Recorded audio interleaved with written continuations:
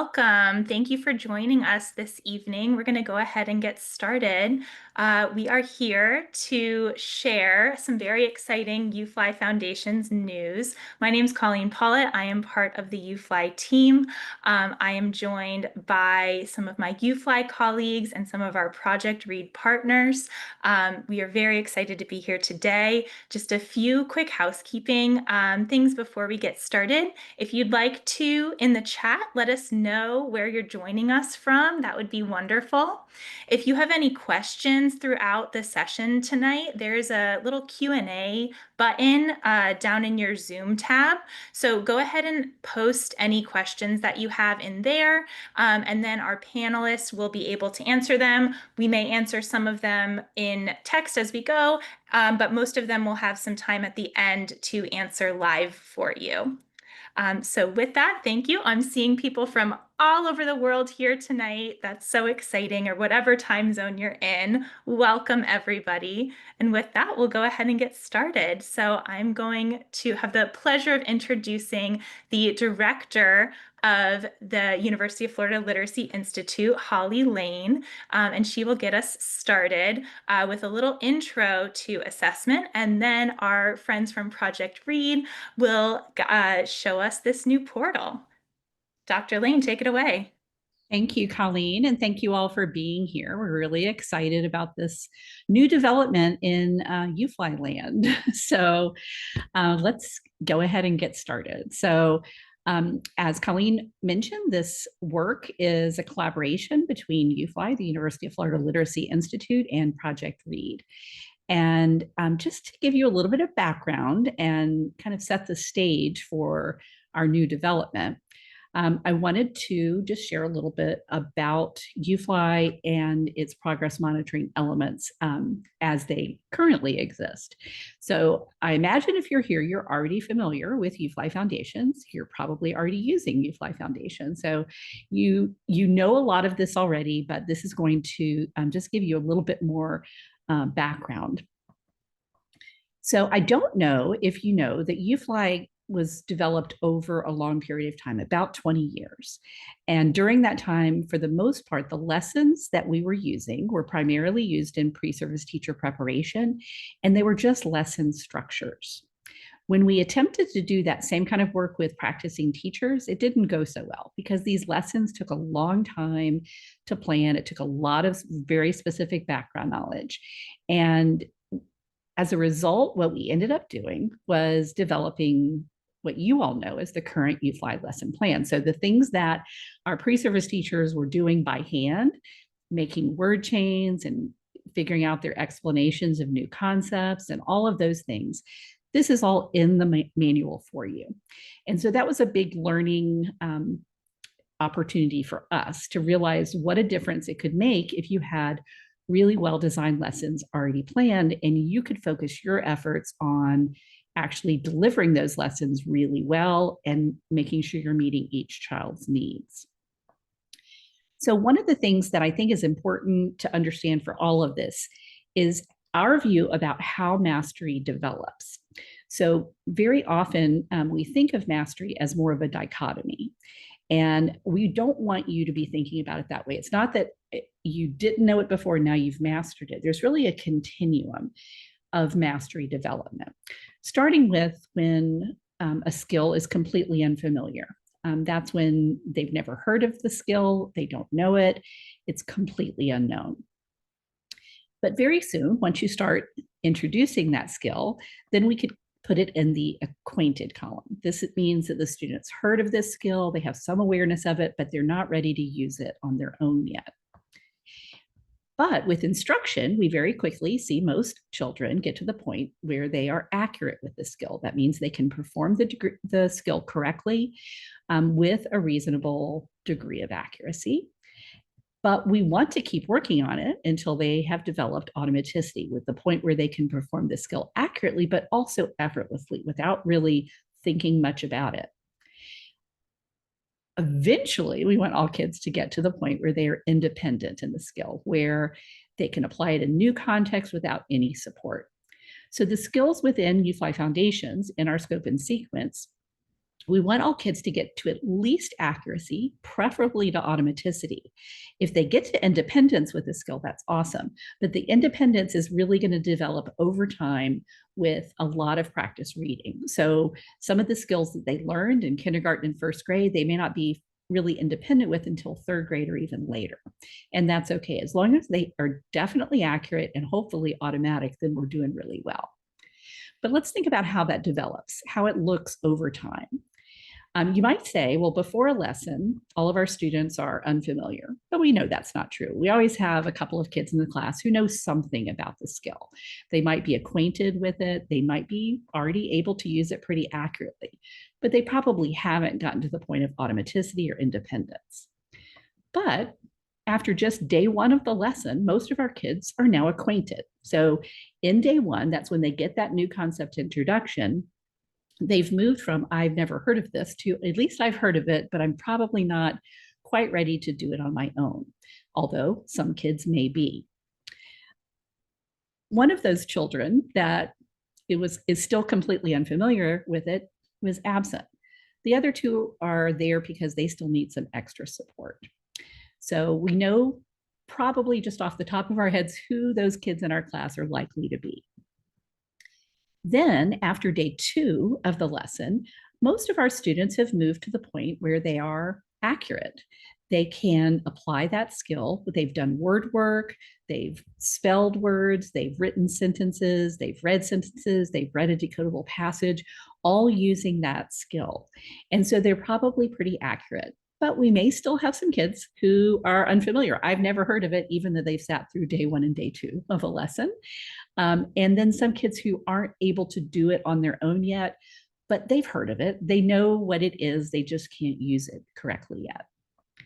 That means all of those kids who are classified as unfamiliar or acquainted with that skill, we want to provide them with extra support. After we provide extra support through small group supplemental lessons, plus the interleave practice that's built into the lessons for everybody, then we have fewer children who need that extra support. Most of them have at least moved to accuracy, and some are even all the way over to independent. After even more interleave practice, you see even fewer kids needing extra support, and even more at that point, that child that's still over there, just barely acquainted, can't do it very well.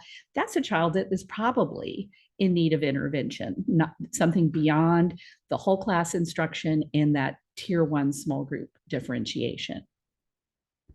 But I wanted to show you how we envision mastery developing. It's not a you've got it or you don't, you're on your way. And our progress monitoring effort helps us determine where kids are in this continuum. So if you think about the way that UFLI is structured, we have our 2 concepts a week. One is taught on Monday and Tuesday. One is taught on Wednesday and Thursday.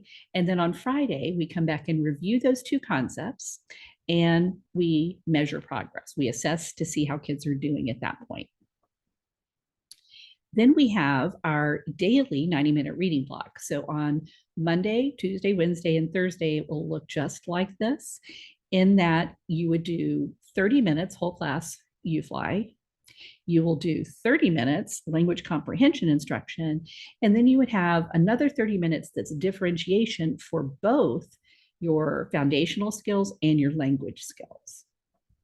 Now, the idea here is that you would use your Friday assessment data to plan the 30 minutes of differentiation small group, the part of that that is going to be addressing the UFLI Foundation's decoding skills.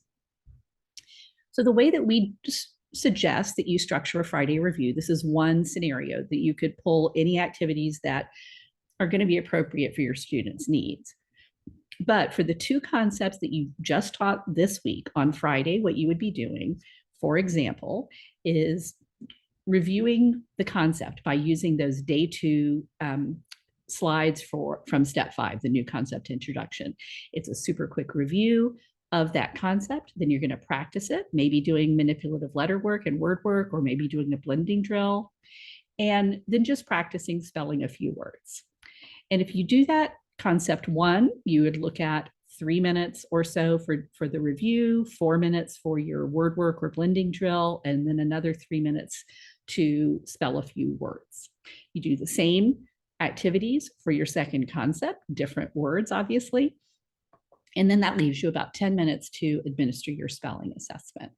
So this is just one scenario. Again, this is very adaptable. You can do whatever review activities will meet your students' needs. Then we move on to the actual assessment, that 10 minutes of assessment time. That frequent progress monitoring is really what helps you track the individual needs your students have. So we do progress monitoring in UFLI in two different ways. One is that constant monitoring during the lessons. So when your children are answering poorly, you're listening to see if there's anybody saying it incorrectly. If they're writing something on their whiteboard and they hold it up, you're scanning the room to see, did anybody make an error? And you're providing feedback, and you're also just kind of cataloging that in your head. Who's struggling, who seems to be cruising right along. So the teacher observation during lessons can tell you a lot of information, but it's also helpful to have a little bit more systematic data collection, something that you can analyze a little bit more carefully. And for that, we use our weekly spelling assessments. We know that if a child can encode a word, the chances are extremely high that they can decode that word. But the opposite is not true. A child might be able to read a word beautifully, but can't spell it to save their lives. So giving a spelling assessment gives us an indication of how skilled they are with that word. If they're able to spell it, we know they can read it. So when we're looking at progress monitoring assessment broadly, that's a term that's used a lot. And I just want to clarify what we are and what we are not talking about. So we have progress monitoring assessment that tells us or answers the question, are students meeting benchmarks? And so those are assessments that are typically done at the beginning, middle, and end of year. Sometimes there's 2 points in the middle of the year that are administered, so 3 or 4 times. Those kinds of assessments really don't tell us what to do tomorrow in the classroom. And that's the distinction between your benchmark progress monitoring assessments and the assessment that you do every week during UFLI that tell us, have students learn what I've taught? So those teacher observations and then that frequent assessment of skills that you're doing constantly. So you need that ongoing assessment to tell you who needs extra help and who's doing just fine. So in the manual, I'm sure you all are familiar with the progress monitoring assessments at the back of the manual.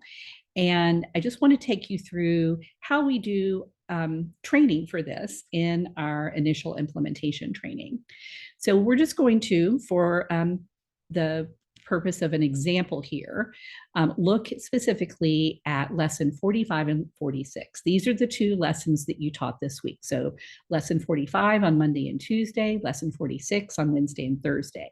Friday, you reviewed those 2 assessments and you reviewed those 2 concepts and then you did your assessment. And so when we're scoring the progress monitoring assessments to determine who needs help with a skill, what we're really interested in is how they did on their new concept.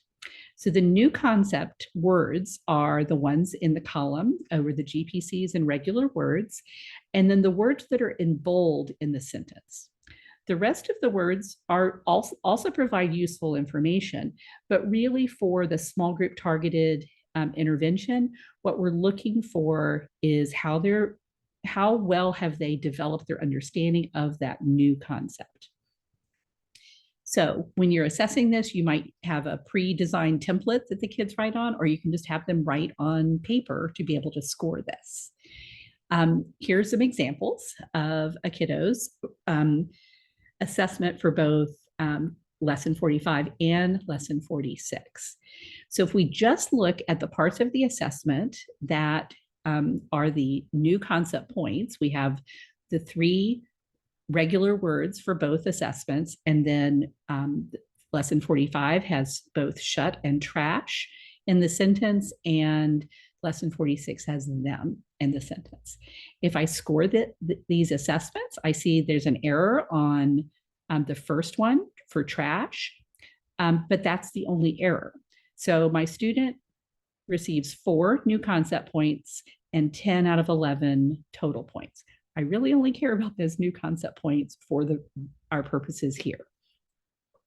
For lesson 46, we see an error for that, and we see an error for them.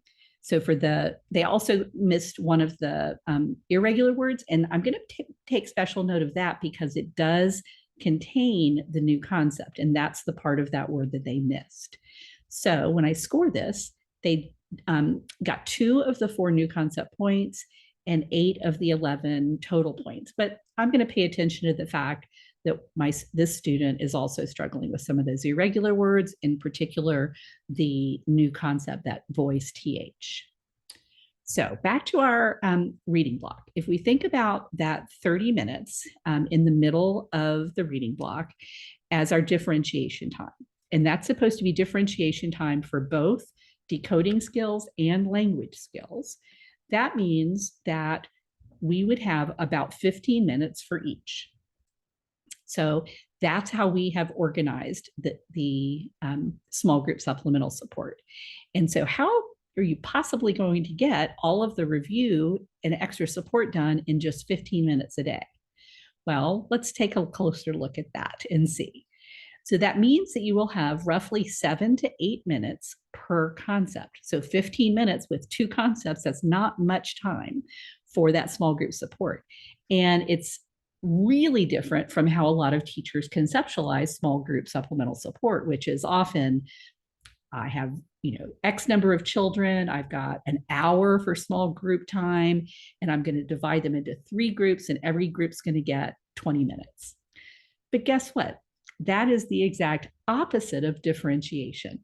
Differentiation is only providing support for the kids who need extra support and providing very specifically what they need and how much of it they need. And so that's what our assessments can tell us.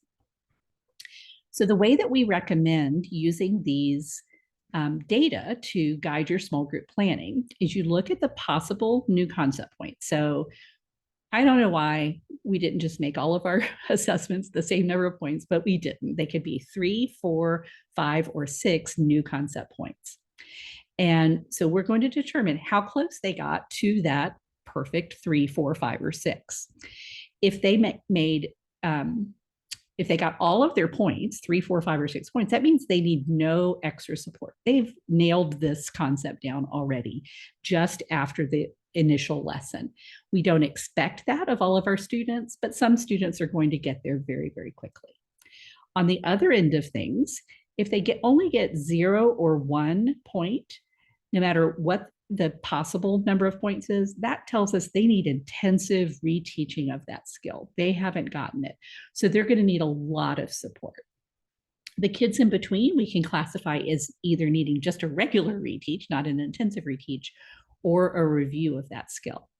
And so we have rough estimates of what we would be looking for with each set of points. So if you get closer to 0 or 1, you're going to have the reteach. If you get closer to all of the points, you're going to have just a quick review. So let's look at a group of students. This is a fictional class. And if I look at this with an assessment that had a total possible of 4 new concept points, I'm going to divide these kids up this way. The kids who scored 0 or 1 are in my intensive reteach group. The kids who scored 2 are in the reteach group. The kids who scored 3 are in the quick review group. And the kids who scored 4, they don't need any extra support for this concept. Now, how am I going to then provide that support? Here are some of the sample small group activities. If you spend 7 to 8 minutes a day, then you can usually do 1 or 2 of the activities. So on Monday, we're going to revisit the new concept by doing those step 5 slides from day 2 one more time. These are kids who need reteaching. They need to hear the explanation again. We're also going to practice a word chain from step 6 in that introductory lesson. On Tuesday, we're going to do 2 more word chains, just lots of manipulative letter practice. Wednesday, 2 more word chains. You're seeing a lot of practice encoding and decoding words during this. On Thursday, we would do the blending drill from the next lesson, the one that covers the concept in the review lesson, we're going to spell a sentence from step 8. Usually in step 8, you only get to one, maybe two of the dictated sentences. So there's always at least one left over. That would be a good activity for the small group. And then on Friday, doing another blending drill with a different word chain and playing one of the games from the UFLI app. So lots of different, and it doesn't have to be these exact activities, but these give you some really good ideas to plan your structure. And you may also notice that the beginning of the week starts with more teaching and practicing to develop accuracy. And then Thursday and Friday with the blending drill, we're really focused more on automaticity.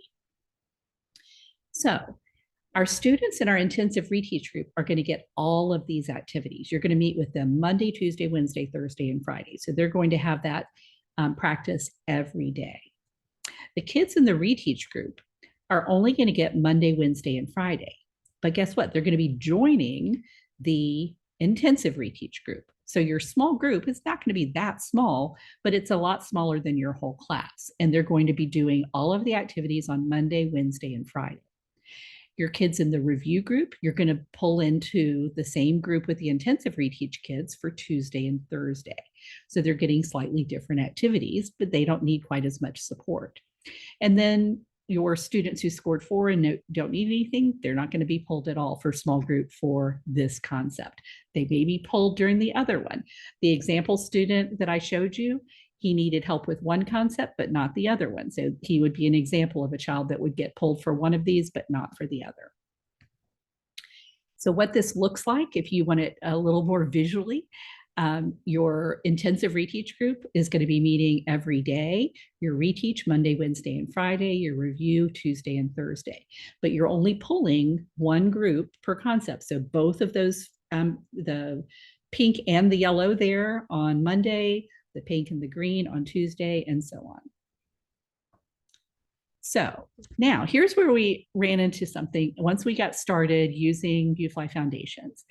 The same thing that we saw where having a lesson structure and a suggestion about how to complete that lesson plan did not help. What helped was having a full lesson plan. So once we got UFLI Foundations out there, we realized that this part of it, doing the assessment on Friday and using your assessment data to very systematically choose who you're going to support, provide extra support to, what you're going to do for your extra support, how much time, that we really hadn't provided enough guidance with. We determined that we actually needed to provide small group lesson plans to support that. So that got us to the point of thinking, what if a tool existed that could help do all that work for me? Because as you can see, it's a little bit of work to pull all of that together. So that's where our collaboration with Project Read came. So as you might remember, I hope that you're all familiar by this point with Project Read and the decodable stories generator. So we had already been thinking about this assessment portal, and we had talked to several different techie type people that knew how to do these things, but they really didn't get what we were trying to accomplish because it really took some knowledge about reading. And then one day we get an inquiry from Viv, our friend at Project Read, who said he had developed this AI-based story generator, and he wanted to chat with us about it. And so we met with him, and immediately we knew we had found our guy, because Viv is not a techie guy first. He is a teacher first. He understands reading. And this was not something that we found with the other people we had talked to. They understood the tech end of things, but they didn't understand how children learn how to read. They didn't understand the terminology, graphemes and phonemes, any of that. Viv understood. So we were very excited, and we asked him about maybe partnering with us for this project. And like 2 days later, he sent me a prototype. And is this what you're thinking? And it's like, yes, that's exactly what I'm thinking. So we were very excited. And then the more we got to know him, the more confident we were that we had found the right guy. Um, the fact that he, like us, is always thinking, how can we make it cheaper? How can we make it more accessible for teachers? How can we make it more teacher friendly and more useful for teachers? This is our mindset at UFLI, and it was absolutely his mindset as well. So we were very excited to join him. So I'm going to actually let Viv now introduce the assessment and planning portal. Holly, thanks so much for the kind words. And yes, I remember fondly coming down to Gainesville and us on a whiteboard trying to kind of assess what the problem was and what we could do to fix it. And that was, well over a year ago at this point. And it lined up really well with some of the things that we were working on with regard to graphing phoneme correspondences to begin with. And it's just been such an honor to build this with you all, to pilot it collaboratively, to bring teachers into the process. And yeah, thank you again for the kind words. Hi, everyone. As Holly said, I am Viv Ramakrishnan. Just by way of quick intro and background, yes, I am first and foremost an educator. Educational equity and opportunity has been something that has been deeply important to me since the time I was in high school, and I've worn a lot of different hats, from statistical research around education to being a school leader to being a teacher. And really, I got into building tech as a means to help teachers and help students ultimately. So with that, I would really just love to show you a little bit or talk through a couple slides of how this works in theory, and then give you a quick show and tell, even though I'll be on the spot. And then we're going to loop in some other folks who I think you really want to hear from. So with that, let's jump into the next slide here. Do you have remote control, Viv? I do not. Okay. So that didn't work. Okay. Oh, Okay. Well, you nope. did. Now it's going. Okay. We saw Sorry. several. Okay. Sorry about that. Remember, Holly said I was a educator first, not a tech person. Okay, let's see here.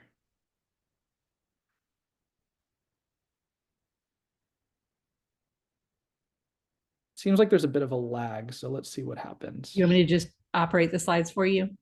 That would be awesome. Thanks, Okay. Holly. All right. Okay. What is happening here? Okay. Starting over. Okay. Go ahead, Viv. Yay. Okay, cool. So we now have a landing page live that we'll share the link to. It walks through a bunch of the basic information, pricing, FAQs, a basic walkthrough that you'll see in a moment here. And as Holly said, what's pretty exciting about this is that it really is tackling a major challenge that we keep hearing from folks about UFLI Foundations. And I say that as somebody who wishes I taught with UFLI Foundations instead of my more bloated and less teacher-friendly phonics program. So that being said, we were really excited to develop this tool. And here's a basic walkthrough of how it works. Okay, so you get to choose your lessons, and you can either choose one lesson or you can choose two lessons. The way that we built this tool to start was that you type in your students' misspellings. And the way we did that, or we did that because we didn't want you to have to type in everything. So kind of from the beginning, we were thinking about how to reduce time spent for teachers on the input step. But the basic idea here was, if a student did not misspell a word, you did not need to type in anything. It's like a basic spreadsheet interface. And if they did miss a word, we don't want you doing the cognitive lifting of figuring out what they did wrong. We're going to do that for you. You just have to type in the misspelling. And fast forward to something that is new and coming this fall is the ability to scan in that work. So the reason we wanted to do that was, again, we know that teacher time is limited. I know that your time is limited. I also know that your time is particularly valued on a Friday evening after you are trying to leave work from doing these Friday progress monitoring assessments. So we thought, hey, if we can find a way to reduce the time to entry even more, then that would be a good thing for educators. A couple quick things about that. So as you can imagine, I'm sure some of you are thinking, can this thing read student handwriting? And the answer is yes. The answer is also that we know that, say, for example, first half of kindergarten, handwriting is particularly a challenge. So the way that this works is it will pre-populate the input, but it will not automatically get submitted for your small group. So you as a teacher have the ability to edit that input with your discretion if you see something that, oh, the student actually erased that and it was still picking it up, they actually spelled that correctly. So you have a hand in the process if you need to before submitting, but it's still intended to save you time. This was one of those things that blew me away. When Viv was telling me about it, it took me a long time to figure out what the heck he was talking about. And the fact that I could just hold it up and it'll scan it is just mind boggling to me. Yeah, it was funny. It was one of those ones where I'd said to Holly and Val, like, hey, this is something I've been thinking about. And they're like, ah, that's, sounds okay or whatever. But weren't fully on board. So we just built it and then showed it, and it was like, psh. So What we're I was really picturing, I was picturing having to take my phone and take a picture of each one and then upload them. One, I was like, that sounds like more trouble than just typing it in. Don't do that. Viv said, no, no, no, that's not it at all. alas. Okay, cool. So what happens when you do that for each of your students? You either type in their misspellings or you scan in their work. It spits out exactly what Holly described. So if you put in one lesson, you will see one row of an output with your small group plans for Monday, Tuesday, Wednesday, Thursday, and Friday that exactly match that basic structure she talked about with your students who need an intensive intensive reteach, review, and then those students that are not identified for any sort of small group support based on that new concept. Now, the key part here is it's not just creating your groups. It goes a step further. What it is doing is it is matching those groups from each day with the activities from the manual and recommendations for how much time to spend on them. And this is, where do these recommendations come from? I can assure you it's not ChatGPT. I can assure you it's not AI voodoo. It comes from the lovely team at UFLI who put a lot of thought into curating activities for each lesson that would meet the needs of students in small groups who need more support with that concept. So this is truly us algorithmically encoding the minds of the UFLI team. I also wanted to show you what that view looks like if you put in both lessons. So your summary view will give you views for both concepts assessed that week if you chose to input two lessons. And so students might overlap, they may not. Really, each new concept, as Holly went through in UFLI Foundations, is treated as its own analysis. But you can see all of that in one unified view.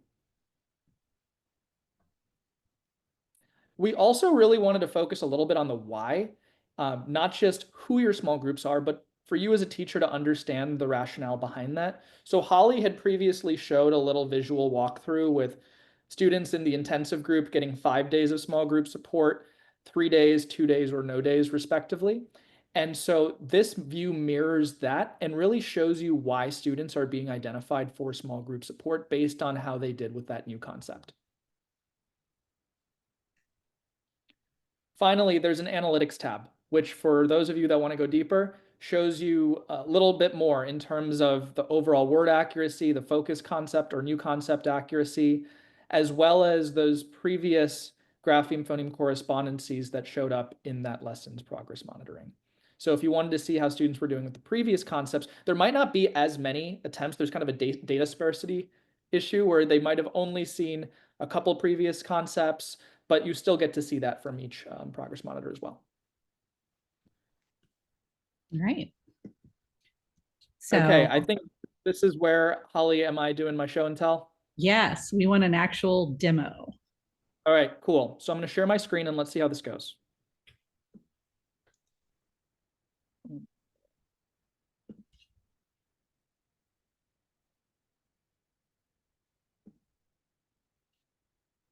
Okay, are folks able to see this?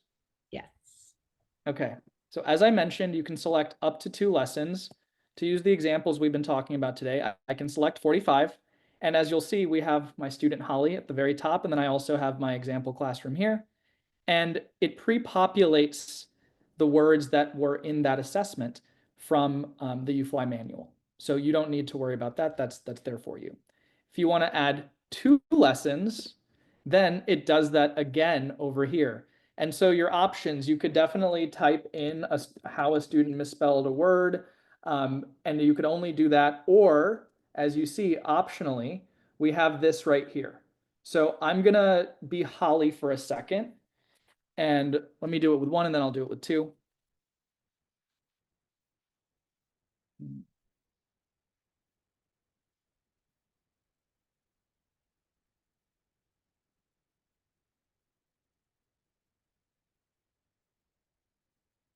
Great. It took a couple seconds, but the other thing I wanted to mention to you is you don't have to wait. So Holly can be processing while I go on to student B. I just have one sheet of paper here, but if you have a stack of them, we've kind of parallelized it so you can continue to go through students 2, 3, 4, and by that point Holly would be loaded, but you can just keep going through them.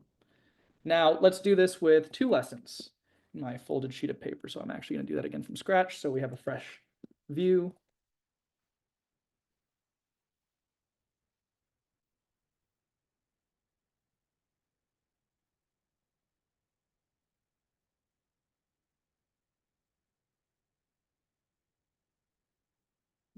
And once again, if I wanted to start parallelizing the others, I could, but we already see Holly's populated. So that's the basic idea. I want to show you those final views I mentioned. Again, that's how you populate Holly. That's how you populate the other student rows. But just to get you to the outputs. So what you would see for a full class of input data is the following. And you also have the ability to edit this at any time. But you'll see your summary view, as I just showed you before, with each new concept small groups identified, as well as those activities from the manual for each day for each concept. And again, we see that for our second lesson as well, lesson 46. I wanted to show you the timetable view, which shows you that why, the rationale for why students were grouped into small groups and which days they show up in small groups. And that's true for lesson 45, as well as lesson 46. See those manual activities again, and you can see the labels for students. And so there's a lot more students in small groups from lesson 45 than in lesson 46. More students were able to successfully encode all of those opportunities. And then finally, the analysis tab. So we see Holly showing up here, and this was a previous concept, C makes K, and she had missed that. I think she encoded can with a K or something like that. But again, you see all of these analytics in terms of overall word accuracy, in terms of focus or new concept accuracy, in terms of regular word accuracy. And if you want to see that for both progress monitoring assessments combined, great. And if you want to see it broken out by each lesson, you can also do that. Finally, I know a lot of folks love to stay organized with their spreadsheets. So if you want to click download, then you will also get an Excel spreadsheet that allows you to keep track of that yourself. So with that, that's the end of my little demo. Well, I'm with Lindsay, who in the chat said, "What is even happening? Unreal." It is a little mind blowing, and it is a very efficient and helpful and time saving and teacher friendly tool that we are very, very excited to have. So I imagine we have some, actually before we get to our Q&A, we wanted to invite our teachers. We have a few teachers who were part of our pilot group this year who have implemented it. And so I think it would be really nice to hear from them. Jessica, do you want to share first? Tell a little bit what you teach and so on. Hi, I'm Jessica, and I'm a second grade teacher in Hobbs, New Mexico. But I'm from Minnesota originally, and I I've done UFLI now for 2 years. This second year with the sponsored classrooms, and that has been amazing this year. And when we were first told about this portal, we were blowing up the chat too. Going just like, yay, this is gonna be great. And we were super pumped about it. And then when we started using it, like myself, I was like, this is so much easier than sitting there trying to determine myself, like, where am I gonna put the kids and the ways that you shared, Holly. But this was so much easier. And I just like it is truly awesome. I love the ease of seeing my kids on one page. This is what I need to do on Monday with them for this lesson and and Monday for that lesson and then Tuesday, like so on, right? It's so wow. But now my mind is blown even more by seeing being able to like The scanning, literally yeah, you all didn't have the scanning feature. no. So No, and I'm on my last we just did our last lesson, 128. And so I mean, I don't know if it's assessment there now. I tomorrow. snuck in there. But it's just neat. And then it tells me exactly what I should use. And I have the luxury of having two manuals. So I have a manual that I use for my lesson during my normal lesson. And then on my back table, I have my other manual that's open and ready to go with that, whatever the kids needed from the week before. And it's just, I don't know, it's just awesome. I love it. I love I'm so thankful that we have this and I can't wait. And I've already texted my principal to say $3.50 a student. We got this. it. I love it. Well, thanks, Thank you. Jessica. Jacqueline, you want to share yours? We have two Jacquelines visiting, so I'm going to start with Jacqueline Marie. Hi, thank you, Dr. Lean, for having me tonight. This new scanning the progress monitoring is blowing my mind too. Simply amazing, saving us even more time. One of the things that I love is Friday and that progress monitoring. I'm a little bit of a data nerd, so I just can't wait to get my hands on that to kind of see where my students are. One of the things that I struggled with in the beginning was how many times do I see my kids a week? You know, what am I going to teach them? Am I teaching them the right thing in my intervention groups?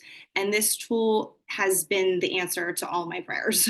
Not only does it tell me who I need to see on which day, but it like specifically tells me what I need to do and how many minutes I need to do it for. So I feel more confident that I'm providing them the correct instruction in that small group. And I will say this past week when I did the progress monitoring, I had no students that needed to be pulled for extra support, which I was very excited about.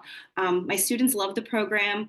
I love the program. It's one of the best things I've ever used, spreading it throughout my school, and more teachers are really excited about it. And again, I already shared the $3.50 with my principal, and she said, we're going for it for next year. So thank you. Thanks for sharing, Jacqueline. And our other Jacqueline.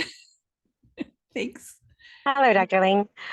Um, I've been using UFLI for about 4 years now. My first 3, I was using it as an interventionist. So trying to get through that data was pretty intense, trying to figure it out and where to go next. So if I would have had this, oh my gosh, it would have been so much easier and less time consuming. This year, I'm using it in a first grade classroom. And when you guys gave it to us, like the ladies before me said, it blew my mind because I didn't have to sit there and try to sort them out and go through all these different progress monitoring pages. And how could I group them? Who should I pick? And which day?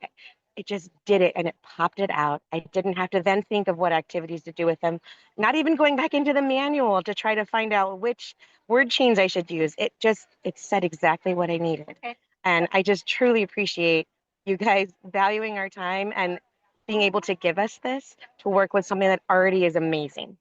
So thank you very much. Well, thanks for your kind words as well. We're so happy that the people who have used it, this is pretty much the feedback that we've heard universally from the people who have piloted it up for us. So it's great to hear it in person, and for the other folks on the webinar to hear it as well. So thanks so much. So Colleen, do we have questions in the Q&A for mostly for Viv, I imagine? Yes, lots and lots of excitement. A few they've may have been answered, but just kind of worth repeating. Viv, can you go over the cost one more time, and if there is a individual teacher option? Absolutely. Yeah, there is an individual teacher option. There's a school option. There's a district option. We are aware that there are many individual teachers here whose schools or districts, for whatever reason, may not purchase a school or district plan, and we want to be able to support you. So that is forthcoming this fall. The pricing is $3.50, and that's listed as introductory pricing.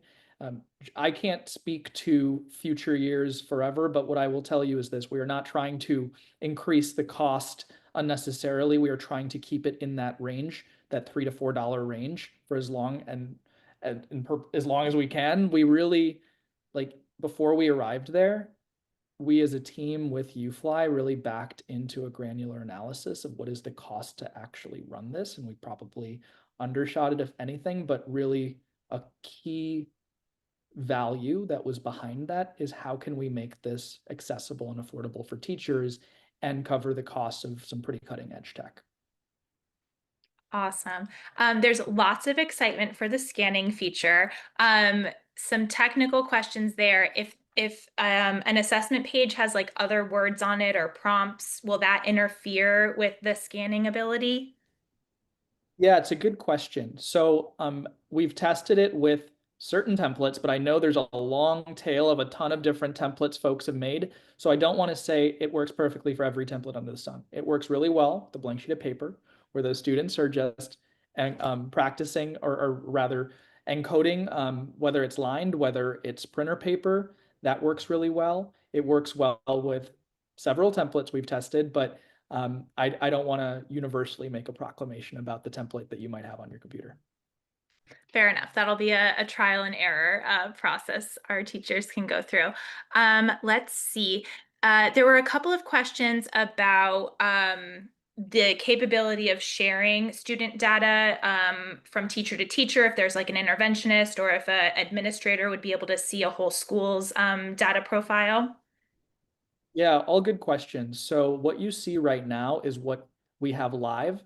And beyond that, we are working on building both the admin views for both school and district admin to be able to see data across multiple classrooms for students. Similarly, working on that for teachers. No, it's a work in progress and we're pushing or burning the midnight oil on it, and it will be live. I just don't want to say exactly by when. But I also want to just note one thing, which is really in the weeds, but might be important for some folks. The data that if you have district automated rostering, so schools and individual plans have a bit more flexibility, they'll be self-rostered. But for districts who have automated rostering from their student information system, my experience in school leadership tells me that student information systems for elementary school students are interesting because they don't always associate interventionists, for example, with that student, right? They might have the lead classroom teacher only. So all of which is to say that the way your district has configured its student information system may also be relevant. Great, thank you. And then is there a limit to the number of students you could input? I'm assuming like per class, this person is asking. Nope, you'll just have to keep scrolling down if it gets really long. I Fabulous. mean, maybe to that end, and Holly can jump in and speak a little bit more to it. I've seen some questions about like the tier 2 or intervention use case. I'll let Holly answer that, but I do want to just name that I think the analytics tab there would be particularly relevant. Yeah, and the question that I saw related to that about having teachers share groups and so on, that actually could work out really nicely. Having if you have multiple teachers where you can divide those groups by specific kind of level of need and keep those groups smaller that way. So if that's the scenario that you're describing, I think it could actually be an advantage to setting it up that way. Wonderful. It looks like that might be, I see a couple of our panelists are typing some answers to some other questions. Overall, lots and lots of excitement.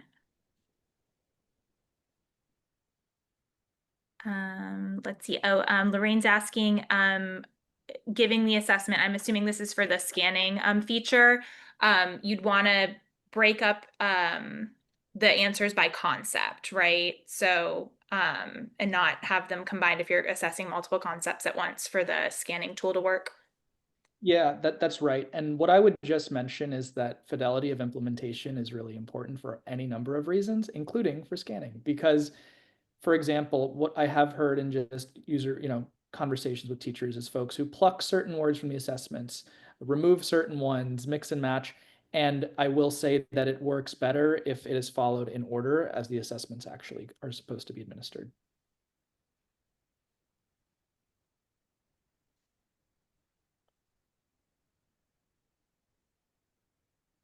All right. Well, I think it sounds like we've gotten to the questions that were in the Q&A. Thank you very much for those questions. And thank you for sharing our excitement. This is, a really cool development for us. I honestly think of it as a game changer. So I think it will take the effectiveness of the program up a really significant notch. So as I mentioned, the effort that goes into collecting data and analyzing it to form really carefully targeted small groups is a lot. It's hard work, and I'm so glad that we have an option now that you don't have to do all that work. Our mission is always to make life as easy on teachers as we can. Teachers are the hardest working humans out there, and you deserve a break. And we hope that this will provide that for you. Holly, do you mind if I you say as effective as you can be? So, I was just going to add one thing as well, which is thank you in advance for your patience with us. As you can imagine, the overwhelming demand that's come in the last couple of days is both really exciting. It also means that we're iteratively working through it. So this fall, this is when this will be available both for schools and for districts and for individuals. So schools and districts are able to chat with us now, and we know that purchasing season is in full force right now. Individual teachers, we have not forgotten about you. You are top and center of mind, and we're going to have this live for you as well come this fall. We just thank you for your patience as we work through a very high volume of inquiries.